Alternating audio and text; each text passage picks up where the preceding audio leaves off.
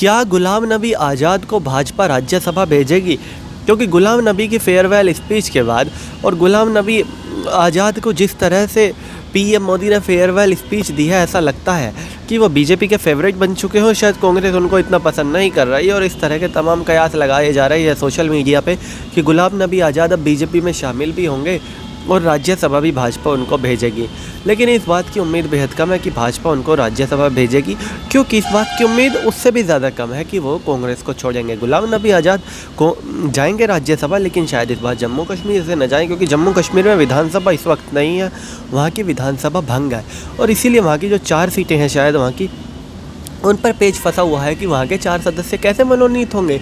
और कुछ लोग कह रहे हैं कि ये बीजेपी का मास्टर स्ट्रोक है अपना राज्यसभा में बहुमत के लिए, क्योंकि बीजेपी को सिर्फ एक ही सदस्य मिलेगा जम्मू कश्मीर से, जितने विधायक हैं, बाकी पार्टियों को 3 मिलेंगे और बीजेपी नहीं चाहती कि पक्ष के एक के बदले वो 3 सदस्यों को राज्यसभा में लाए और इसीलिए वहाँ पर चुनाव नहीं करवाए जा रहे। खैर, ये तो सब कही बातें हैं। बाकी बॉर्डर स्टेट है जम्मू कश्मीर, वहाँ की क्या स्थिति है, ग्राउंड रियलिटी वो तो गवर्नमेंट ही जाने और कब क्या सही होगा गवर्नमेंट कराएगी। लेकिन गुलाम नबी आज़ाद के बारे में जिस तरह से बातें की जा रही है कि वो राज्यसभा उनको दोबारा जाना चाहिए और अगर कांग्रेस नहीं भेजेगी तो उनको भाजपा को भेजना चाहिए। और भाजपा के जो सहयोगी है रामदास अठावले ने कहा कि अगर आपको कांग्रेस नहीं लाएगी तो हम लाएंगे, लेकिन इस बात की ज़रूरत नहीं पड़ेगी क्योंकि बहुत ज़्यादा उम्मीद है कि जो गुलाम नबी आज़ाद है वो राज्यसभा जाएंगे और इस बार जम्मू कश्मीर की जगह केरल से जाएंगे।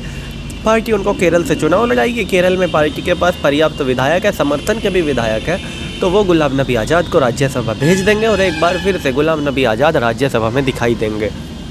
हालांकि ये सब इफ़ एंड बट है और इफ़ एंड बट के बारे में जब तक बात नहीं करनी चाहिए जब तक वो रियलिटी नहीं हो जाए।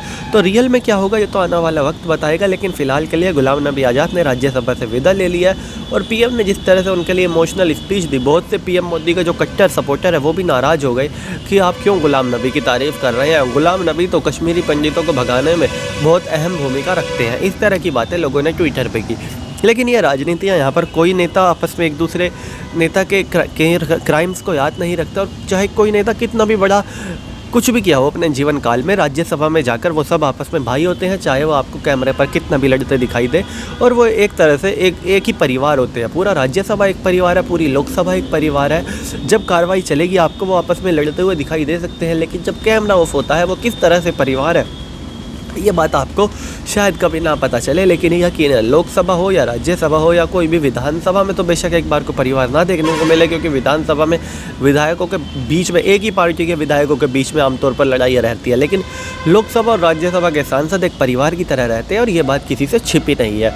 और वो नज़ारा आज राज्यसभा में देखने को भी मिला। तो चलिए दोस्तों, मैं चीनू दहिया फ़िलहाल इस वीडियो के लिए इतना ही। आगे भी इसी तरह की देश दुनिया बॉलीवुड और खेल की तमाम खबरों के लिए बने रहिए चौधरी न्यूज़ के साथ। जय माता दी।